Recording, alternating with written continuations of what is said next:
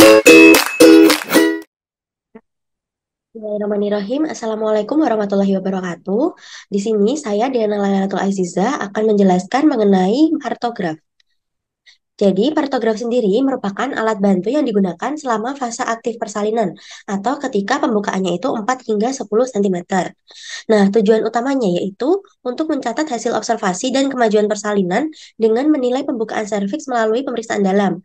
Kemudian untuk mendeteksi apakah proses persalinannya itu dia berjalan secara normal.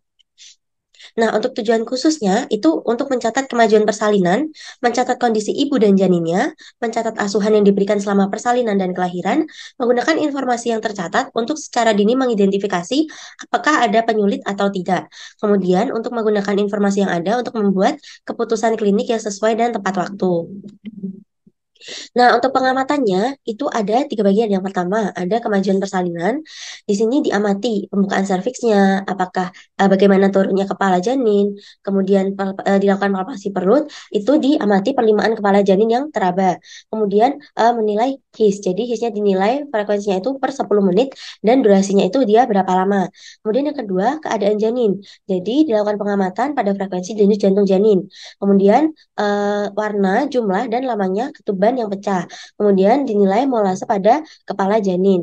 Kemudian yang ketiga ada keadaan ibu yang dinilai adalah nadi, tensi, dan suhu. Lalu urinnya dari volume protein dan aseton. Lalu obat-obatan dan cairan intravena dan pemberian oksitosin. Nah, untuk cara pengisian kartograf yang pertama itu diisi mengenai informasi tentang ibu atau identitasnya. Jadi ini mencakup data yaitu ada nomor register, nama, usia, grafit, paritas, abortus, tanggal, jam kedatangan ibu serta alamatnya.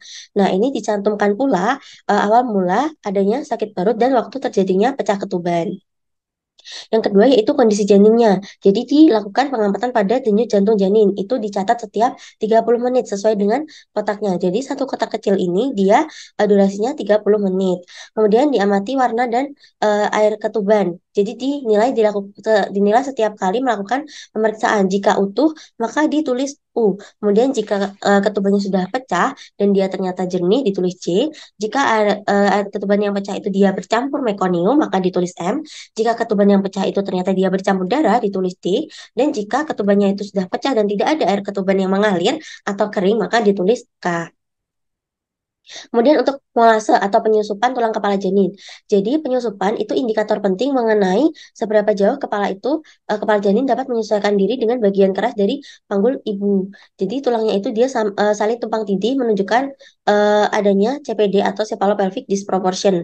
Nah, di sini jika tulang kepala janinnya itu terpisah dan sutura itu dengan mudah dapat dipalpasi, maka skornya 0. Jika tulang kepala janinnya itu dia hanya saling bersentuhan, itu skornya 1. Jika ke tulang kepala janinnya itu dia saling tumpang tindih, tapi ketika kita pisahkan menggunakan 2 jari ini, ternyata dia itu masih bisa pisah, maka dia skornya 2. Dan jika tulang kepala janinnya itu tumpang tindih dan tidak dapat dipisahkan lagi, maka skornya itu 3. Nah, kemudian untuk kemajuan persalinan, jadi diamati pembukaan serviksnya dan dicatat ketika fase aktif persalinan. Nah, pencatatannya itu dimulai sejajar dengan garis waspada dan diberi dengan tanda X. Kemudian penurunan bagian terbawah ini dicatat dengan memberi tanda O atau lingkaran, itu dibagi menjadi 5 kategori, mulai dari 5/5, 4/5, 3/5, 2/5, dan 0/5. Kemudian di sini dilakukan pengamatan juga pada garis waspada dan garis bertindak. Nah, garis waspada dan garis bertindak. Jadi garis waspada ini dia dimulai pada pembukaan 4 cm dan berakhir pada titik di mana pembukaan ini diharapkan terjadi jika laju pembukaannya itu dia 1 cm per jam. Nah, kalau pembukaan serviksnya itu dia mengarah ke sebelah kanan garis waspada, maka harus dilakukan pertimbangan bahwa adanya penyulit. Jadi dipertimbangkan untuk melakukan tindakan intervensi yang diperlukan seperti amniotomi, diberikan drips oksitosin atau persiapan rujukan. Kemudian garis bertindak ini kalau dia tertera sejajar dengan garis waspada, dia dipisahkan oleh 8 kotak atau 4 jalur ke sisi kanan. Kalau pembukaan servis itu dia berada di sebelah kanan garis bertindak, maka tindakan untuk menyelesaikan persalinan itu harus dilakukan. Nah, kalau ada temuan yang melintas ke arah kanan garis waspada, maka harus segera dilakukan tindakan atau mempersiapkan rujukan yang tepat. Nah, jika ada di antara garis waspada dan garis bertindak, maka dia tentunya warning. Nah, pada pusat kesehatan, maka bisa dilakukan transfer pasien ke fasilitas kesehatan yang mampu melakukan SC, kecuali pembukaannya itu dia sudah hampir lengkap. Kemudian dilakukan observasi kemajuan persalinan dalam waktu yang singkat sebelum dilakukan transfer. Kalau ada di atas garis bertindak, maka dia itu tandanya sudah bahaya. Nah, kalau ada gawat janin atau persalinan tidak maju, maka bisa dilakukan rujukan untuk dilakukan SC. Kemudian augmentasi dengan oksitosin bila tidak ada kontraindikasi. Kemudian yang keempat ada jam dan waktu. Jadi ada kotak untuk mencatat waktu aktual saat pemeriksaan dilakukan. Jadi setiap kotak sedang itu menyatakan waktunya itu 1 jam sejak dimulainya fase aktif. Nah, waktu mulai fase aktif persalinan, waktu aktual saat pemeriksaan atau penilaian. Yang kelima ada kontraksi uterus. Jadi di bawah lajur waktu paktograf itu dia ada 5 lajur kotak dengan kontraksi per 10 menit di sebelah luar kolom paling kiri. Nah, setiap kotak itu menyatakan 1 kontraksi. Setiap 30 menit kita lakukan pemeriksaan, diraba dan dicatat jumlah kontraksi dari ibunya itu dalam 10 menit dan lamanya kontraksi dalam satuan detik. Kemudian, obat-obatan dan cairan diberikan. Jadi, oksitosin. Itu jika tetesan atau drips oksitosin sudah dimulai, maka dicatat setiap 30 menit jumlah unit oksitosin yang diberikan per volume cairan intravena dan dalam satuan tetesan per menit. Nah, kemudian ada obat-obatan lain dan cairan intravena. Jadi, ini dicatat semua pemberian obat-obatan tambahan atau cairan intravenanya itu di kotak yang sesuai dengan kolom waktunya. Yang ketujuh, ada kondisi ibu. Jadi nadinya itu dia dicatat tiap 30 menit, kemudian tekanan darahnya itu dicatat setiap 4 jam, dan suhu tubuh dicatat setiap 2 jam dalam kotak waktu yang sesuai. Kemudian diamati juga volume urinnya, ada protein, aseton, kemudian diukur dan dicatat jumlah produksi urin ibu sedikitnya setiap jam. Kemudian jika memungkinkan saat ibu berkemih dilakukan pemeriksaan adanya aseton atau protein di dalam urin. Nah, kesimpulan. Jadi, kita harus membuat kesimpulan setiap kali selesai melakukan pemeriksaan. Nah, hasil kesimpulan ini disesuaikan dengan rencana penata laksanaannya. Kemudian kesimpulan dari waktu ke waktu itu selalu berubah. Jadi, harus dilakukan penyesuaian dengan kondisi yang ditemukan. Jadi, nggak boleh terpaku pada ketentuan-ketentuan waktu dalam melakukan pemeriksaan atau penilaian lanjutan. Nah, ini adalah contoh gambar dari partograf secara utuh. Selanjutnya, saya akan menjelaskan bagaimana kita dalam mengisi partograf dari video berikut ini. Baik, selanjutnya kita langsung mulai praktekkan langsung ke lembar partograf. Sebelumnya kita harus tahu terlebih dahulu untuk bagian-bagian dari partograf. Itu ada 3 bagian. Nah, bagian yang pertama itu ini. Ini adalah kesejahteraan janin. Nah, kemudian mulai sini sampai ke sini, ini adalah bagian untuk kemajuan persalinan. Dan bagian yang ini hingga ke sini, ini bagian ketiga yaitu bagian kesejahteraan ibu.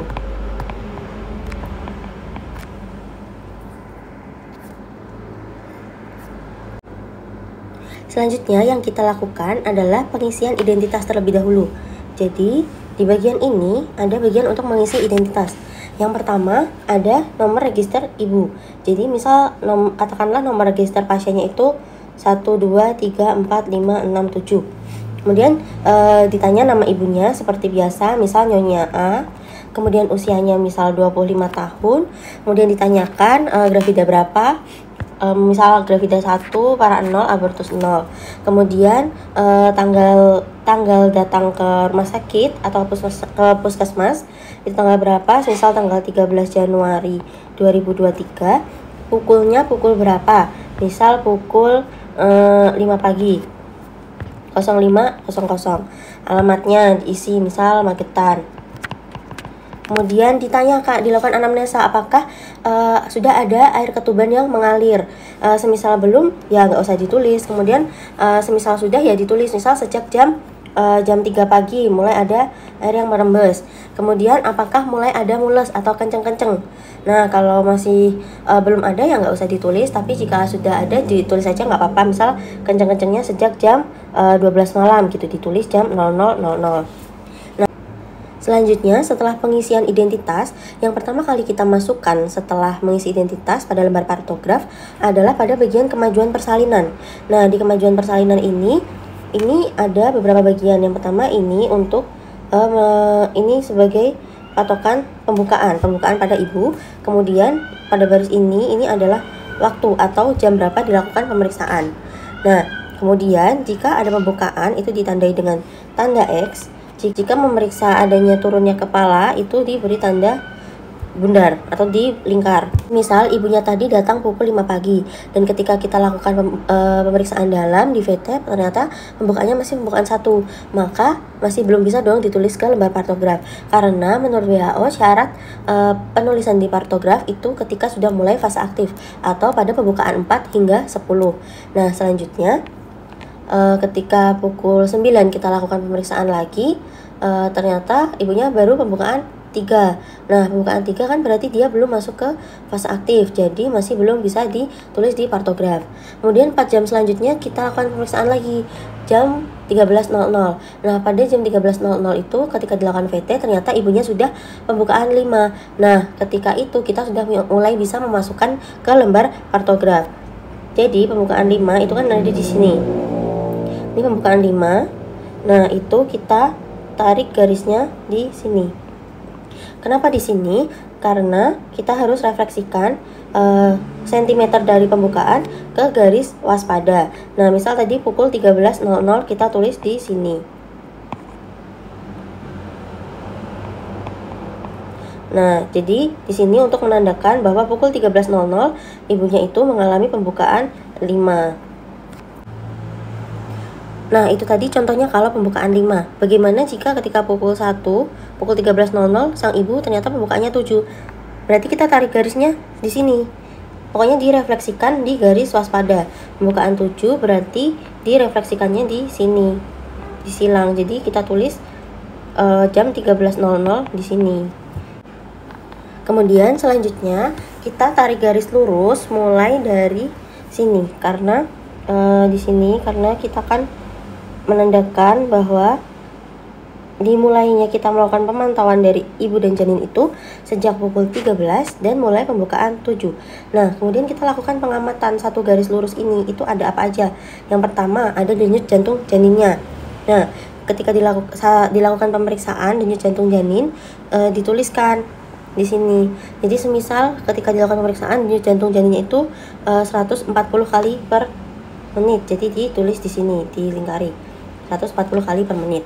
Nah, satu kotak kecil itu menandakan dia 30 menit. Karena satu kotak besar ini kan dia 1 jam. Jadi, dan dalam satu kotak besar ini terdiri dari 2 kotak kecil, maka artinya satu kotak kecil ini dia menandakan waktunya itu 30 menit. Kemudian selanjutnya kita lakukan pemeriksaan pada ketubannya. Apakah ketubannya itu utuh ataukah dia sudah pecah? Jika utuh kita tuliskan aja utuh U. Tapi kalau sudah pecah diamati bagaimana warna ketubannya. Kalau jernih ditulis J, tapi kalau ternyata bercampur mekonium ditulis M. Kalau ternyata bercampur darah ditulis D. Jadi sesuai dengan kondisi dari ketuban ibunya. Nah, misalkan di sini kita tulis bahwa ketubannya itu dia masih utuh. Selanjutnya yaitu penyusupan. Nah, kalau penyusupan itu tergantung bagaimana temuan kita ketika melakukan pemeriksaan dalam. Semisal penyusupan kepalanya itu dia sudah 1 ya ditulis 1, kalau misal 3 ya 3 gitu. Jadi sesuai dengan apa yang kita temukan. Nah, selanjutnya kita amati untuk penurunan kepala dari janin. Ini penurunan kepala ini diberi tanda nih lingkaran besar atau bulat. Nah, dilihat dari bagian sini juga, kalau ternyata ketika kita lakukan pemeriksaan ternyata dia 5/5, maka dibulatkan di garis itu diberi lingkaran besar 5/5. Tapi ketika kita periksa misalkan dia ternyata 3/5, maka kita bulatkan saja di sini di garis lurus yang pemeriksaan tadi 3/5. Jadi itu menandakan penurunan kepala bayi itu sudah 3/5. Nah, selanjutnya kita amati untuk kontraksinya. Jadi kontraksinya ini kita lakukan pengamatan selama 10 menit. Misalkan saat itu ibunya mengalami kontraksi, lalu kita letakkan tangan kita kan. Nah, setelah diletakkan kita rasakan berapa durasi atau berapa lama ibunya itu berkontraksi. Misalkan kontraksi yang pertama itu dia sebanyak kurang dari 20 detik, misal 18 detik. Nah, itu kan titik-titik. Ya udah, kita kasih titik-titik di sini. Kita beri.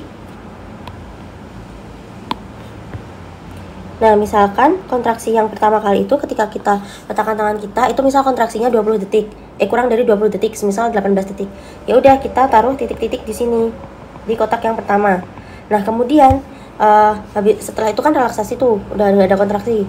Nah, dalam 10 menit itu akhirnya ibunya kontraksi lagi yang kedua. Nah, ketika kontraksi yang kedua itu ternyata dia 35 detik. Nah, semisal 35 detik berarti kan tandanya diarsir. Berarti kita kontraksi yang kedua kita arsir di kolomnya ini, diarsir. Kemudian kontraksi yang ketiga lagi, ternyata dia 38 detik kontraksinya, ya kita arsir lagi. Ini. Nah, kemudian relaksasi lagi, lalu ada lagi kontraksi yang keempat. Nah, itu kontraksinya itu dia lebih dari 40 detik, semisal 45 detik. Itu kan di blok tandanya tuh. Jadi di blok ini. Nah, inilah bisa juga kalau semisal 4 kali kontraksi itu ternyata durasinya lebih dari 40 detik semua. Ya berarti kita blok semua 4-4-nya kotaknya. Nah, jadi di sini itu bisa disimpulkan bahwa ibunya itu selama 10 menit mengalami kontraksi 4 kali dengan durasi lebih dari 40 detik. Begitu. Nah, selanjutnya yaitu oksitosin. Diberikan oksitosin. Jika kita melakukan pemberian oksitosin, maka ditulis di sini. Ditulis di sini berapa international unit, misal 10 IU. 10 IU, nah itu diberikan berapa tetes per menit. Itu nanti ditulis di sini. Selanjutnya kita masuk ke kesejahteraan sang ibu. Nah, apa aja yang diperiksa di kesejahteraan ibu ini? Jadi yang diperiksa itu ada nadi, ada tekanan darah, ada suhu. Nah, nadi ibu ditandai dengan lingkaran tapi yang dia tuh tertutup. Jadi semisal jam 13.00 nadinya ibu itu dia 90. Jadi kita lingkari aja di sini 90. Kemudian untuk tensinya, tekanan darahnya, semisal sistolnya itu 120. Berarti kita beri panah di sini. Kemudian diastolnya semisal 80. Berarti kita beri panah ke bawah. Nah, kemudian ini kita tarik garis.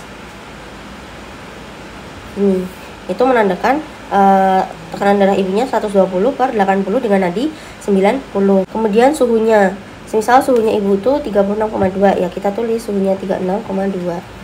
Kemudian di sini ada pemeriksaan urin. Kemudian di sini ada pemeriksaan urin. Bisa ditulis hasil pemeriksaannya jika dilakukan pemeriksaan urin. Tapi jika tidak, ya tidak usah diisi, tidak apa-apa.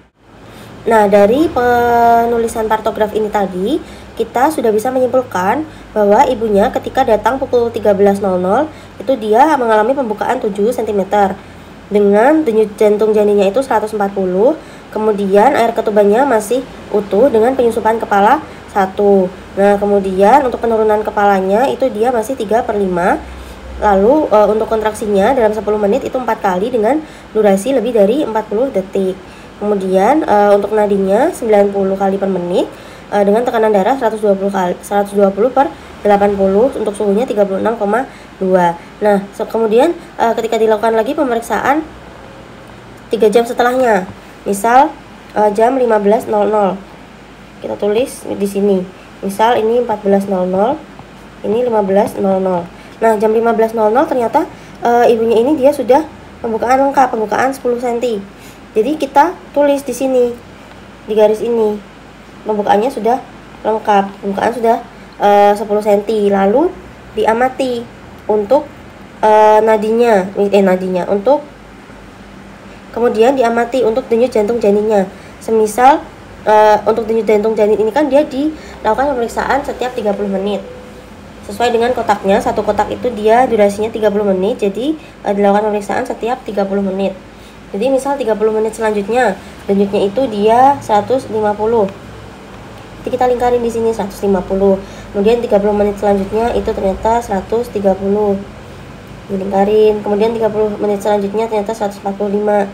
Dilingkarin di sini. Nah, nanti kalau sudah selesai kita tarik garis ini. Gitu. Jadi untuk menentukan denyut jantung janinnya.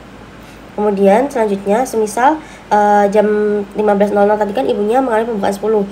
Lalu diperiksa air ketubannya, ternyata sudah pecah. Nah, kalau sudah pecah dia ketubannya bagaimana? Apakah jernih, apakah berwarna apa gitu. Jadi ditulis jernih. Kemudian penyusupannya misal ternyata masih satu, ditulis satu.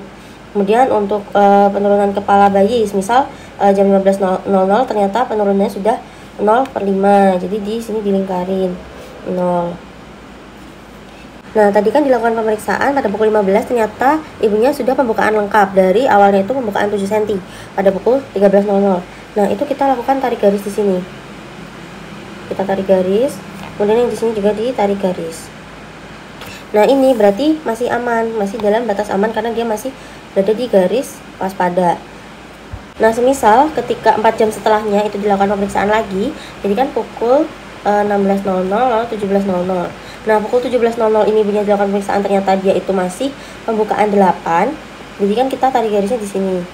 Pembukaan 8 di sini. Lalu ditarik garis. Nah, ini berarti dia menandakan bahwa dia sudah melebihi garis waspada. Nah, ketika ditarik garis ternyata dia itu melebihi garis waspada, hal ini yang dijadikan pertimbangan apakah si pasien ini harus dilakukan tindakan atau tidak, begitu. Baik, terima kasih. Sekian materi yang dapat saya sampaikan mengenai partograf dan cara pengisian partografnya. Mohon maaf jika banyak kesalahan yang saya lakukan. Sekian, wassalamualaikum warahmatullahi wabarakatuh.